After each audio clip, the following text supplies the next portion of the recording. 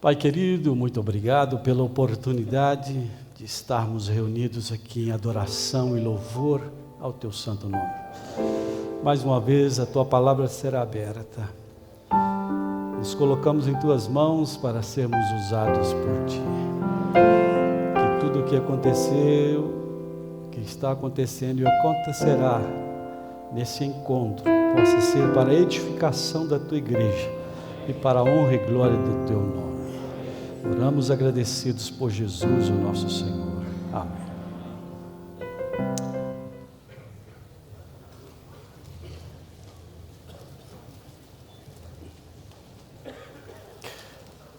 Muito bom estar aqui com vocês, rever alguns amigos, irmãos em Cristo, pastores, anciãos que trabalharam comigo também. É uma alegria muito grande estar aqui com vocês. Encontrei com o Ângelo também. Cadê o Ângelo? Está por aí? Ali, amigo também de algum tempo. Estou muito feliz em estar aqui com vocês. Quero agradecer ao pastor Valdomiro, carinhosamente chamado por nós de Vado, pelo convite honroso em participar deste encontro com a liderança da tua igreja, aqui na Mineira Sul. O Zan, o Carneiro, que também conheço bem, e o Fabrício. Todos vocês, de uma forma ou de outra, passaram comigo ou trabalharam comigo. Então, fico muito feliz em vê-los na liderança do povo de Deus.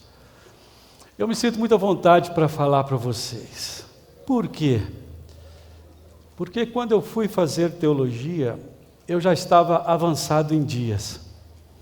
Eu não era um garoto recém-saído do ensino médio. E nesse período eu fui ancião de igreja por mais de 13 anos. Eu sei muito bem o que vocês, na linha de frente, lá na igreja local, o que vocês passam. Porque a vida do ancião, e hoje o ancianato das irmãs que hoje compõem esse corpo do ministério, não é fácil. Quantas vezes, eu vou falar sobre o oleiro aí, alguma coisa, eu saía da minha cerâmica dos meus pais, meu irmão, eu, cansado, trabalhei o dia inteiro, e chegava em casa, a esposa dizia para mim assim, o pregador manda avisar que ele não vai vir, aconteceu um problema. Já aconteceu isso com você? E você sabe que eu já fui pregar, Vado, sem tomar banho. Eu cheguei muito tarde, em cima da hora, não tinha jeito. Se eu fosse tomar banho, não ia dar tempo. Eu vesti um terno suado, enrolei uma gravata no pescoço, passei a mão numa revista adventista com um artigo lá, dei uma rabiscada e fui para a igreja pregar. Não é fácil você ter que trabalhar duro, as irmãs também, e ainda ser um pastor local. Não é fácil. Mas eu vou dizer para vocês uma coisa, não tem privilégio maior nessa vida do que o que vocês fazem. Tudo passa, mas o que vocês fazem jamais passará, porque vocês trabalham com coisas que são eternas, que são para a glória de Deus. Então, fico à vontade, conheço o lado de vocês e conheço o lado dos pastores também. A luta que eles enfrentam, as dificuldades que eles passam, e até dos administradores, Deus me deu a oportunidade de também saber o que eles vivem. Portanto, irmãos, estamos juntos, e eu espero que nesta manhã, mais uma vez, como tem sido até aqui, nesse encontro, Deus fale aos nossos corações. Eu quero apresentar a minha esposa, ela está ali sentadinha, a irmã Edilene, professora também, uma bênção na minha vida, né? Eu costumo dizer o seguinte, tem um ditado que diz, atrás de todo homem há uma grande mulher, ou atrás de um grande homem há uma grande mulher. Mas eu costumo dizer, atrás de todo homem de honra há sempre uma mulher cheia de graça. Não a graça que o mundo prega, mas uma graça que vem do trono de Deus. Amém? Abra a tua Bíblia comigo. Vou seguir aqui. Já teve alguém que falou assim, o pregador vai pedir para abrir a Bíblia. Foi o último agora que passou aqui. O pastor falou. Então vamos abrir a Bíblia. Você vai abrir comigo em Romanos 9.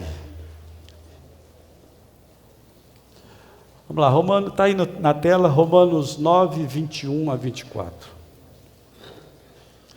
Vamos ler. Ou não tem o oleiro poder sobre o barro, para da mesma massa fazer um vaso para honra e outro para desonra?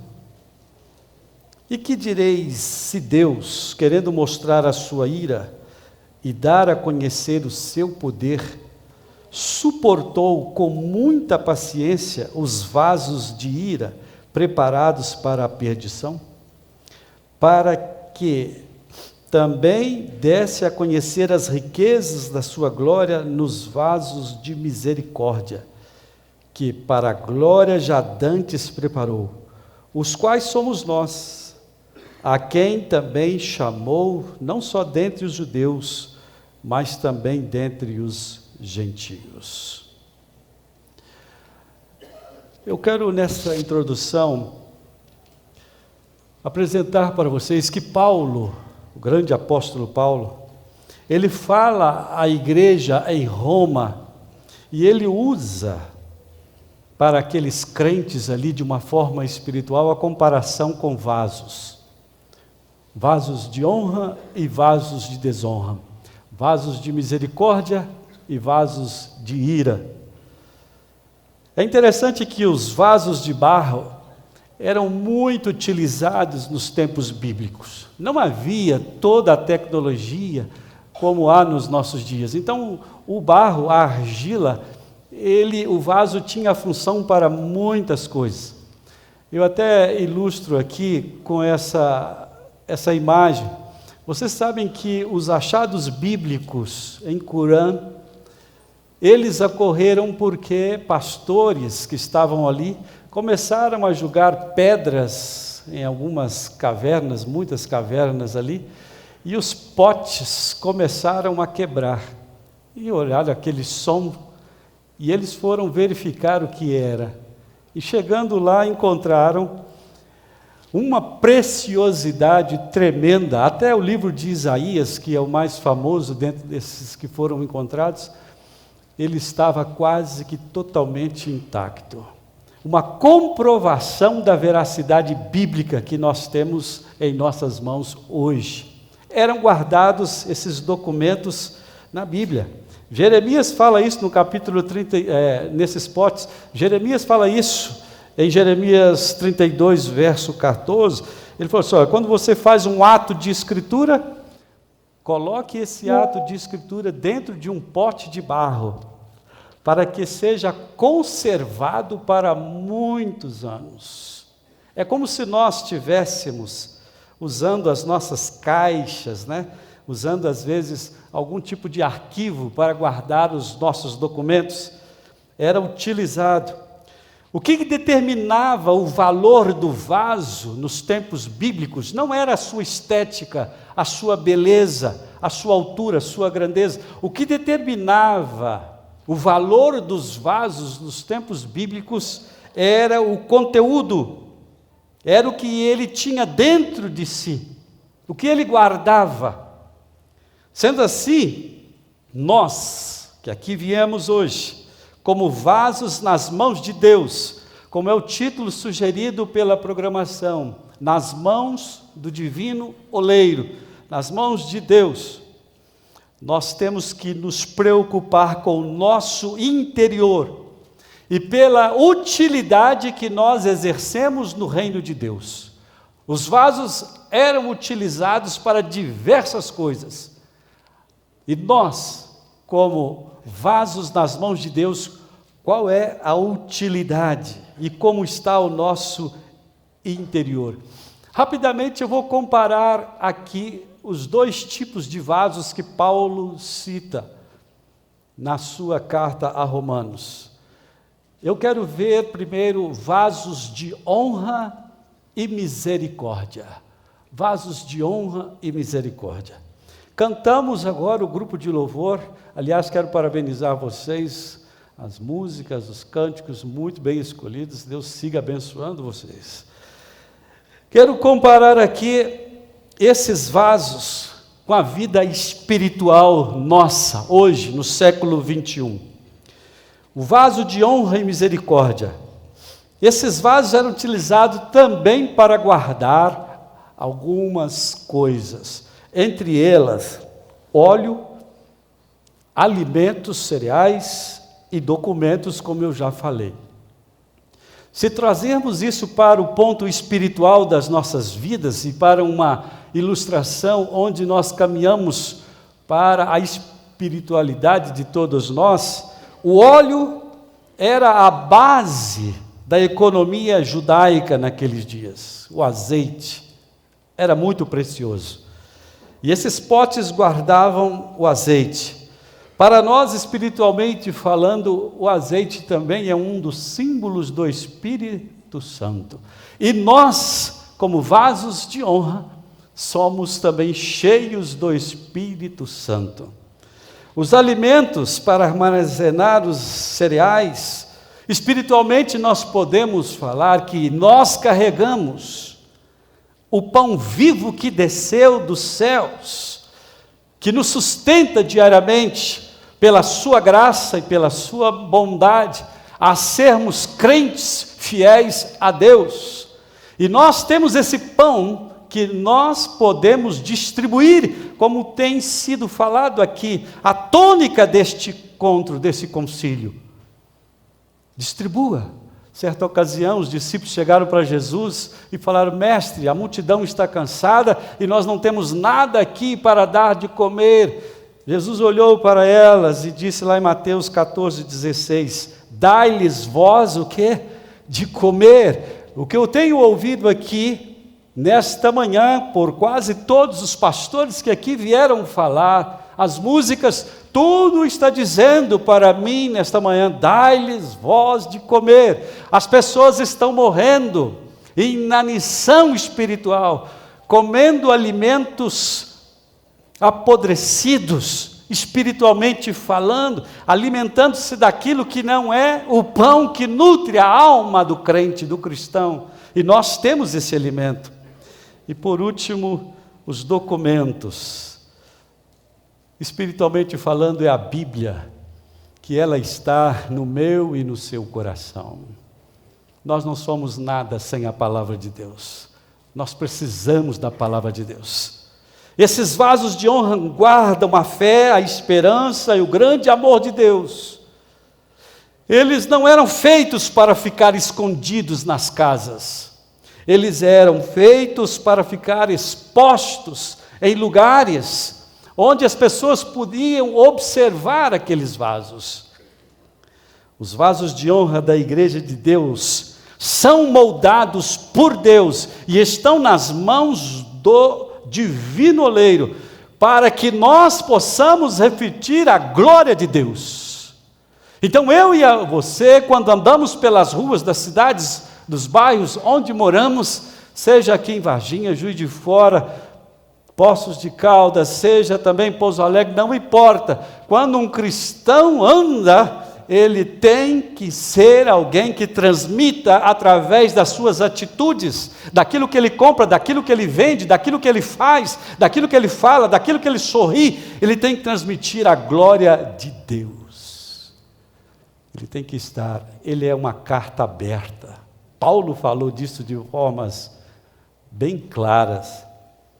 Os vasos de honra da Igreja de Deus são moldados para expressar a glória de Deus. O apóstolo fala de vasos de honra como vasos de misericórdia, demonstrando, aqui ele demonstra que misericórdia é ter compaixão da miséria alheia. Aqui Paulo está dizendo para nós que nós devemos levar o amor de Deus ao próximo. Quem está cheio de misericórdia ama os perdidos. Ele quer salvar os perdidos. Ele está disposto a dar a sua vida em sacrifício para levar a salvação a esses perdidos. E vimos hoje também aqui na fala do pastor Fabrício, quando carregamos em nosso interior a presença do Espírito Santo, como quando estamos saciados pelo pão vivo que desceu dos céus, e a Bíblia que é viva e eficaz em nossa vida, então as nossas mentes e os nossos corações e as nossas atitudes serão para salvar pessoas para o reino de Deus. Somos usados por Deus para levar sua misericórdia ao próximo. Nós nos tornamos um vaso de honra para isso, e esse é o propósito. Quando falamos aqui, faz de mim um vaso de honra, e cantamos, e expressamos através de louvor o desejo de sermos um vaso de honra. Jesus, no Sermão do Monte, no capítulo 5, ele inicia uma série de bem-aventuranças. Ele apresenta aos seus ouvintes. E no Mateus capítulo 5, verso 7, ele fala dessa bem-aventurança. Bem-aventurado os misericordiosos, porque eles alcançarão misericórdia. As 4 primeiras, se você perceber, as 4 primeiras bem-aventuranças, elas tratam da nossa relação diante de Deus. Já esta quinta fala da nossa ação diante dos homens. As primeiras tratam da questão do ser. E já esta trata do fazer. Quem é por isso que eu estou trabalhando assim nessa tecla. Quem faz. A fé sem obras, ela é morta, diz a palavra. Vivemos num tempo em que a misericórdia parece estar desaparecendo da terra. Bem-aventurados, Jesus disse, aqueles que têm misericórdia, eles serão recompensados. Ser um misericordioso é ser um abençoador. Sede misericordiosos, como também é misericordioso o vosso Pai que estás nos céus. Deus se deleita na misericórdia. As suas misericórdias são as razões porque nós não somos consumidos. Quando você demonstra misericórdia, você reflete Deus na sua vida. Quão ricas são as misericórdias de Deus em sua vida. Ele perdoou você, Ele amou você, Ele justificou o estado de pecado meu e seu. Ele adotou você, e Ele é quem sela você. Estas são causas de nós hoje estarmos aqui reunidos em tão boas circunstâncias, ouvindo tantas palavras boas para a nossa vida. Você tem sido um vaso de honra, cheio do amor de Deus. Você está cheio de misericórdia. O Espírito Santo habita em você. Você carrega consigo o pão vivo que desceu dos céus, que é o alimento que o mundo mais precisa. Você tem a Bíblia como a sua única regra de fé e prática. Você é um vaso de honra. Bom, eu quero analisar o segundo vaso agora. Vaso de desonra e ira. Um vaso de desonra era semelhante a uma lixeira. Acho que todos nós aqui temos lixeira. Em casa, no trabalho, na escola, todo ambiente, até na igreja tem lixeira. Seria uma vasilha para colocar as coisas sujas, imundas, que não prestam, que vão ser jogadas fora. Numa casa, esse tipo de vaso até hoje, dos nossos dias, ele fica mais oculto, ele fica mais escondido. Ninguém coloca a sua lixeira bem na sala, aí está lá uma lixeira, ainda que ela possa ser de uma forma bonita, você não vai colocar uma lixeira na sua casa, na sala. Eles ficavam escondidos. O apóstolo fala que quem não faz a vontade de Deus é como um vaso de desonra, porque seu interior está sujo. Imoralidade, desonestidade, infidelidade. E assim poderia citar várias coisas que contaminam o homem. Deus não quer que ninguém seja um vaso de desonra. Por isso é que o texto bíblico que nós lemos diz o seguinte, versículo 22, suportou com longanimidade. O que isso quer dizer? Com grande paciência. Deus suportou os vasos de ira, na esperança de que esses vasos se convertam a Ele.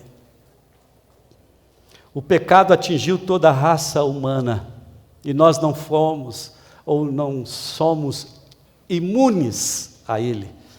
Diz a Escritura que todos pecaram e destituídos estão da glória de Deus. Caímos em Adão, num estado de depravação e miséria. Não há um justo, diz a Bíblia, nenhum sequer. Nós estamos em um grande conflito, e dia a dia nós, pastores, líderes locais, pastores distritais, administradores, dia a dia convivemos com os desejos da carne, combatendo com os desejos do Espírito. Essa é a grande batalha entre a natureza pecaminosa e a natureza espiritual, entre aquilo que é santo e aquilo que é profano. Não escapa nenhum aqui dentro. Pela autoridade da palavra de Deus, eu falo que ninguém aqui escapa. Todos nós temos conflitos a cada dia.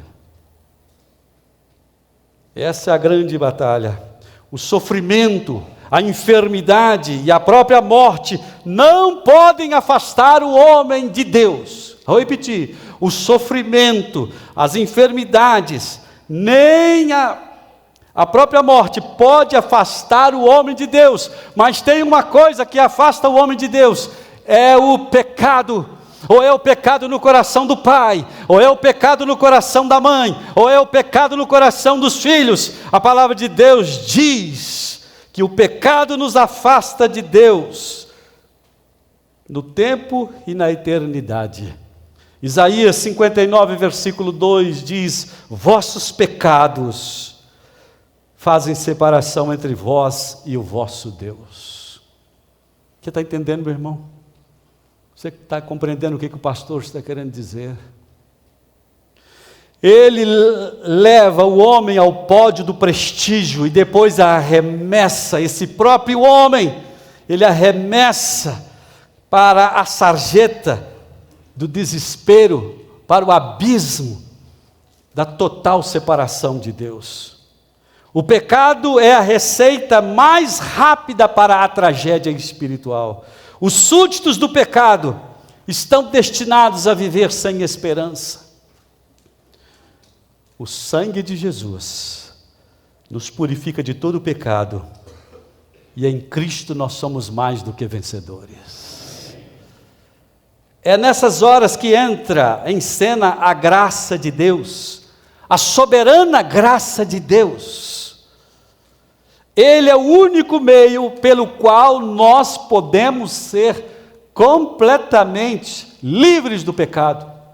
Fomos libertos da condenação do pecado na cruz, estamos sendo libertos do poder do pecado agora na santificação, mas na glorificação nós seremos libertos da presença do pecado, e nunca mais se ouvirá falar de morte, tristeza, lágrimas e dor. Em Romanos, nesse texto, em Romanos 5, melhor, capítulo 20 e 21, diz assim: onde o pecado abundou, o que acontece? Superabundou a graça. Eu já quero ir para o meu terceiro e último ponto aí. Como Deus transforma vasos de desonra em vasos de honra? Como Ele transforma? Embora o pecado seja o maior mal da humanidade, é possível triunfar sobre ele. E para isso o arrependimento é a porta de escape. Arrepender-se é reconhecer que o pecado é abominável a Deus. E eu não posso conservá-lo em meu coração e em meu interior, porque ele contamina, ele suja o vaso que eu sou. Eu preciso me libertar dele. É interessante que no Salmo 51, Davi, quando relatou aquele salmo, ele já havia sido confrontado pelo profeta Natã. Então ele começa a dizer palavras lindas, maravilhosas, um salmo de arrependimento. Cria em mim, ó Deus, um coração puro e renova dentro de mim um espírito que é inabalável. É sentir tristeza por desejá-lo ou praticá-lo. Embora não possamos nos livrar do pecado por nós mesmos, Jesus Cristo, Filho de Deus, Ele morreu para nos dar forças para vencer os nossos pecados. O sangue de Jesus nos purifica de todo o pecado. Em Cristo somos libertos para sempre. A graça de Deus é um favor concedido a pecadores indignos. Nós não merecemos essa graça. Deus não nos amou, nos chamou e nos justificou por causa dos nossos méritos. Pelo contrário, foi por causa dos nossos deméritos. A causa da salvação não está no homem, mas em Deus. Não está no mérito humano, mas na graça de Deus. Não está naquilo que fazemos para Deus, mas naquilo que Deus faz por nós. É por isso que você está salvo. Deus não nos amou porque éramos receptivos ao seu amor, mas amou-nos porque éramos fracos, ímpios, pecadores e inimigos de Deus. Se eu fizer uma pergunta aqui nessa manhã, possivelmente eu vou encontrar pessoas aqui que bebiam bebidas alcoólicas, antes de conhecer a salvação em Cristo. Bebidas alcoólicas. Eu posso encontrar pessoas aqui que têm uma vida, uma trajetória de vida completamente diversa daquilo que você hoje é. Deus nos redimiu não por causa da nossa fé, mas para a fé. Deus não nos redimiu porque éramos santos, mas para fazer de mim e de você pessoas santas. É nesse momento de reconhecimento, de arrependimento, que nós somos quebrados por Deus e refeitos por Ele, para sermos novas criaturas. E essa obra não é uma obra de um dia, mas de toda uma vida. Você precisa estar nas mãos de Deus todos os dias de sua vida. Como um pastor aspirante que está começando agora, ou como um pastor jubilado com mais de 64 anos, 65 anos, você precisa de Deus, você precisa de Deus. É Ele que vai continuar moldando você, quebrando você, mas isso tem um limite, e depois eu vou falar um pouquinho sobre isso. Mas eu quero ver com vocês um texto agora. Se você tiver com a sua Bíblia aí, abra em Jeremias, capítulo 18, verso 4 a 6. Jeremias 18, versículos de 4 a 6. Diz assim o texto: como o vaso que o oleiro fazia de barro, se lhe estragou na mão, tornou a fazer dele outro vaso, segundo bem lhe pareceu. Então veio a mim a palavra do Senhor: não poderei eu fazer de vós como fez este oleiro? Ó casa de Israel, diz o Senhor, eis que como barro na mão do oleiro, assim sois vós na minha mão, ó casa de Israel. Quem é o Israel espiritual dos nossos dias? Somos nós, povo escolhido de Deus, para levar as 3 mensagens angélicas a toda nação, tribo, língua e povos. Somos nós. Em algum momento da vida, às vezes sentimos que não estamos honrando a Deus. Em algum momento da vida, percebemos que nós não estamos sendo usados pelo Espírito Santo de Deus. É naqueles momentos que você, às vezes, agride verbalmente ou até fisicamente a sua esposa. Naqueles momentos que você solta um palavrão, uma palavra imprópria. É naqueles momentos que você age desonestamente. Há rachaduras em nós, há defeitos em nosso viver. Permita que Deus te quebre, te molde cada dia, segundo a sua boa vontade. Ele está disposto a nos moldar todos os dias. Você tem honrado a Deus no seu interior? Deus refaz sua vida, seja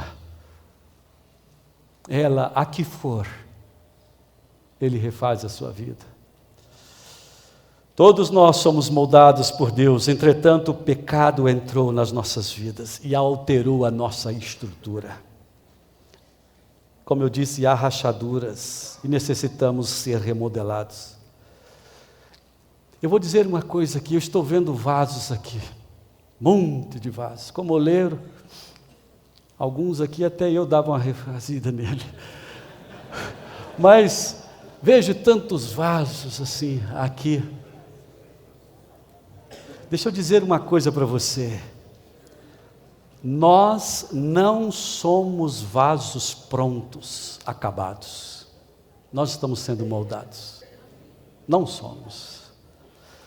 Talvez você se pergunte, mas Deus não poderia apenas fazer um remendo, um retoque e maquiar o meu defeito? Não, Deus não age assim. Deus, Ele quando faz, Ele faz de novo. Ele não remenda.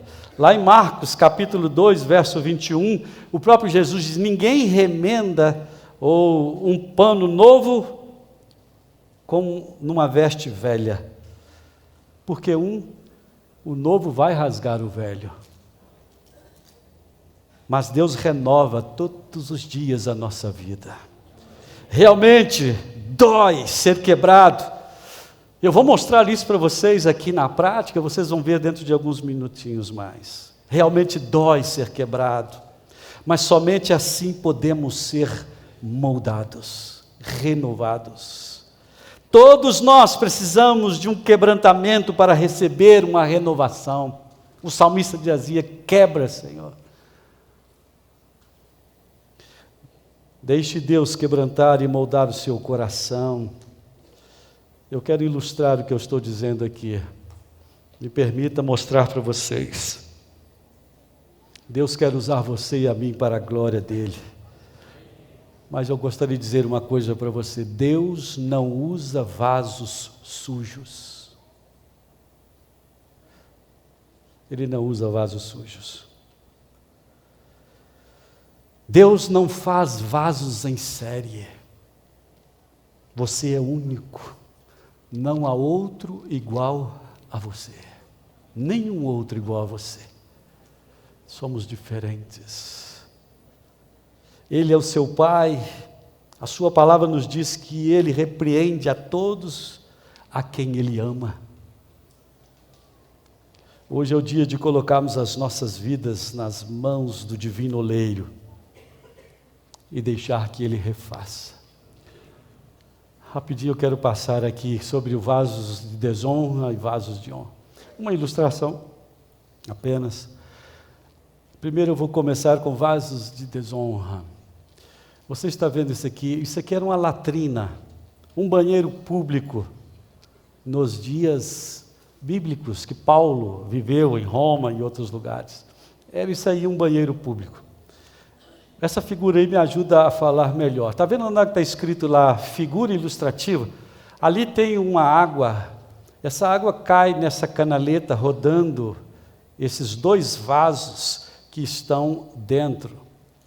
Esses vasos eram para conter esses bastão que eles estão nas mãos segurando. Está vendo? Os 3 que estão aí fazendo o serviço deles, todos eles têm um bastão nas mãos. Como é que era o processo?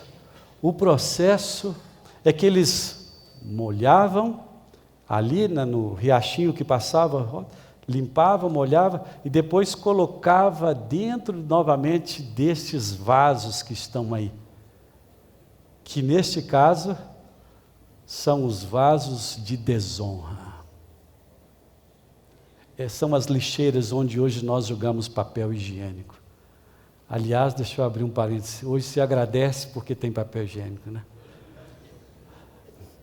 Mas vamos lá, essa aqui é uma figura arqueológica, está vendo aí? É uma figura arqueológica, daquela mesma ilustrativa que eu acabei de passar. Era assim mesmo. E ali eles ficavam, batia papo, aquela coisa toda, e ali ficavam, naqueles 2 vasos, ficavam os instrumentos que eles faziam a sua higienização. Parece estranho, mas era isso que Paulo via nos seus dias. Agora, como era o vaso de honra? Eu quero mostrar para vocês. Essa aqui é uma figura arqueológica de vasos que eram guardados no templo. Havia lugares que o primeiro azeite, quando era preparado, as famílias mandavam para o templo para ser guardado para o serviço de adoração. E lá tinha vasos para ter este azeite. E estes hoje seriam uma figura ilustrativa daqueles vasos, como eles eram. Vasos bonitos, vasos que eram utilizados para guardar alimentos, documentos e óleo. Queridos, essa figura aqui ilustra eu e você.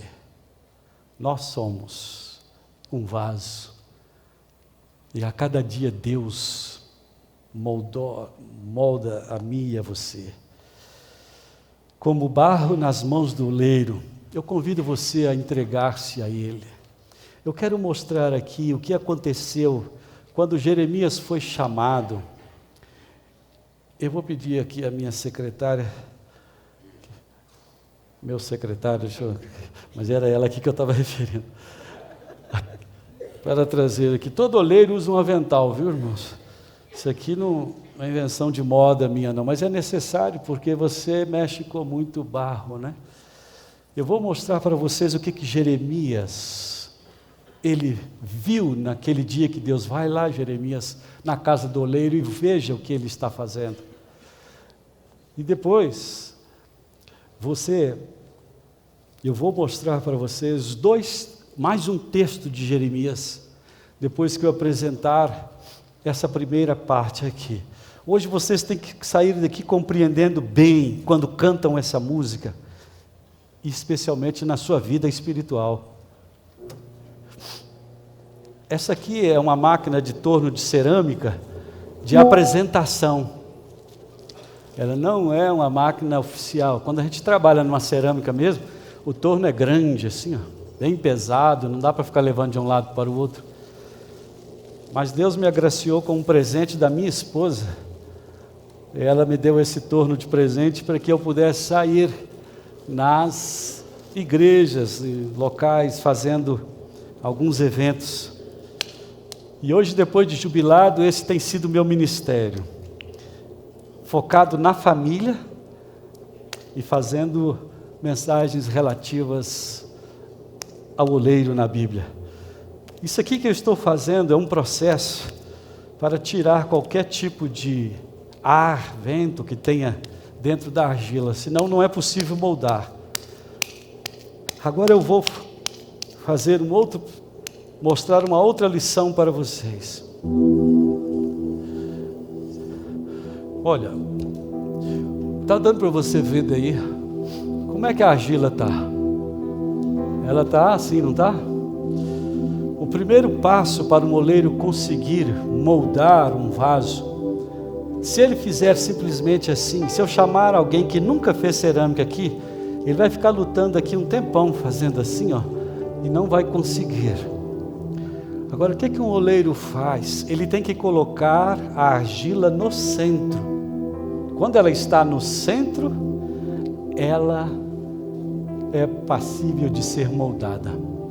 O que eu quero dizer com isso? Se você quer ter a sua vida renovada, refeita por Deus todos os dias, a primeira coisa, coloque-se no centro da vontade de Deus. Ainda que seja com lágrimas, com dificuldades, Senhor, molda a minha vida. Eu quero estar no centro da tua vontade. Deus então vai pegar você e Ele vai fazer exatamente isso que eu estou fazendo. Ele vai centralizar você. Sua vida terá um propósito agora. Você está começando a sentir que a sua vida tem propósito. É nesse momento que o oleiro então começa a fazer um vaso novo. Ele vai abrindo a argila. E aqui eu tiro uma outra lição. Não é o barro que comanda o oleiro, é o oleiro que comanda o barro. Então, se você quer ser moldado por Deus, se entregue. Não fique achando que é você que determina as coisas na sua vida. É Deus quem determina a sua vida, o seu querer, o seu levantar, o seu despertar. Jeremias estava observando que o oleiro estava trabalhando e fazendo um vaso. É exatamente isso aqui que vocês estão vendo. Não era exatamente aquilo, porque o torno é diferente, mas o processo era o mesmo. E estava então começando já a ter uma aparência de vaso. Jeremias ali atento àquilo, porque ele era a voz de Deus para a nação. E Deus falou para ele descer lá. E de repente o vaso quebrou na mão do oleiro. Sabe, quando aquele vaso quebrou, e o meu arame aqui também, quando o vaso quebrou, o oleiro não fez assim, jogou fora. Esse tipo de vaso aqui, que está sendo moldado, esse barro, essa argila, não é para jogar fora. A gente reutiliza ela, mesmo que você não deu certo. Deus não faz isso. Todo aquele que quer amar e servir a Deus, Deus vai refazer, Ele não joga fora. Não importa o pecado, quão longe nos levou, Deus vai lá e Ele começa um processo. E como oleiro eu vou dizer para vocês, é isso aqui que a gente faz. Ó. A gente começa a bater novamente. E vai batendo, para que possa novamente essa argila ser trabalhada, para ela ter a mesma textura, é necessário que eu faça esse processo. Sabe o que é isso aqui, irmãos? Eu não sei você, mas às vezes na vida nós passamos por tribulações, dificuldades, momentos tão difíceis, que às vezes questionamos, onde é que está Deus? Quando deveríamos questionar, o que eu fiz? Por que eu estava fazendo assim? Por que eu não confiei em Deus? Por que eu quis fazer com as minhas próprias mãos? Isso aqui são muitas vezes as provações que vêm sobre nós. É por isso que às vezes dói. Ser refeito dói. Você precisa renunciar. Você precisa afastar daquilo que está te dando, entre aspas, prazer, que na realidade chama-se pecado. Afastar daquilo. Amar mais a sua família. Amar mais a sua esposa, seu marido. Amar mais a sua igreja.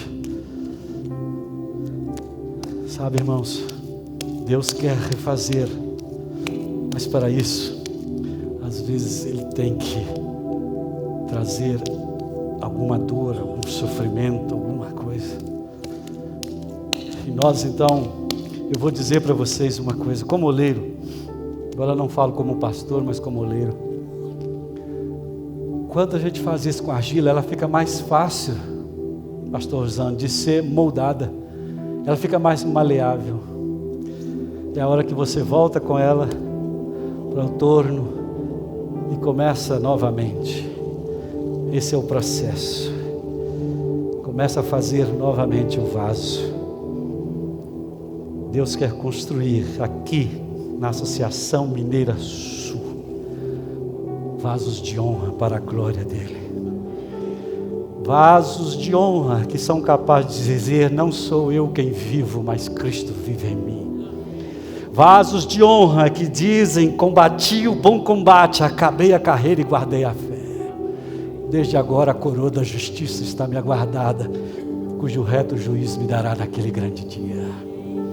Vasos de honra que não temem a morte. Vasos de honra como Abraão, que deixou a sua parentela e foi para uma terra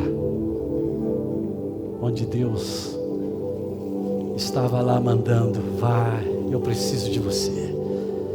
Deus está mandando a mim e a você, esta geração, para nós irmos.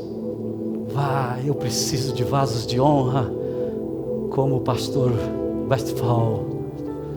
Obrigado. Eu preciso de vasos de honra, como Ellen White, Tiago White. Eu preciso de vasos de honra, como Uriah Smith.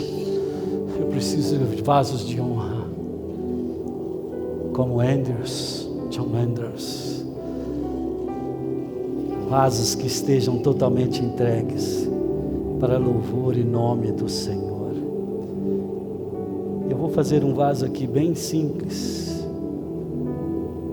mas porque eu quero continuar a minha ilustração. Deus então faz um vaso novo. Ele refaz aquilo. Só Deus pode refazer a minha vida e a sua vida. Só Ele tem esse poder. Eu vou nesse momento pedir à minha esposa que traga uma toalha. Nós estamos vivendo num tempo de graça. Essa aqui. Nós podemos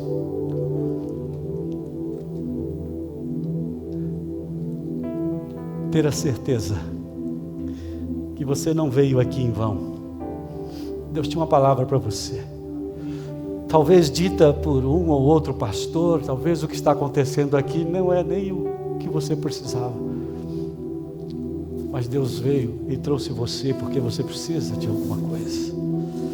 Esse aqui é aquele vaso ali. Só que esse vaso aqui está pronto. A minha Bíblia aonde? Traga aqui, você vai abrir para mim que eu estou com a mão suja aqui. Abra lá no livro de Jeremias, já está aqui, né? Quem quiser acompanhar comigo. Deus mandou Jeremias ver isto que você viu.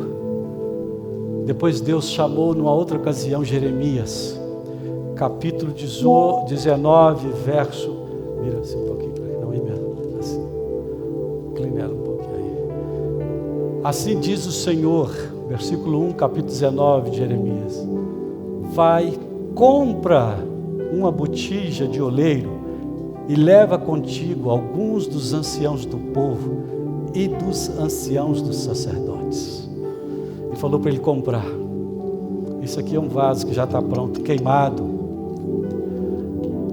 Aí vou ver com vocês agora o verso 10 e 11. Então quebrarás a botija à vista dos homens que foram contigo, e lhes dirás: assim diz o Senhor dos exércitos, deste modo quebrarei eu este povo e esta cidade, como se quebra o vaso do oleiro. Aí vem uma frase muito importante, que não pode mais o quê? Refazer. Quando é que essa palavra vai cumprir? como um vaso que não pode mais refazer. Esse aqui é um vaso. É esse barro. Jeremias olhou, Deus olhou para ele e disse: meu filho, escreve aí. Assim como esse vaso não pode mais ser refeito, eu farei com a casa de Israel. Quando isso vai se cumprir? Abre Apocalipse 22. Apocalipse 22. Leia, deixa eu ler o verso 11, está ali.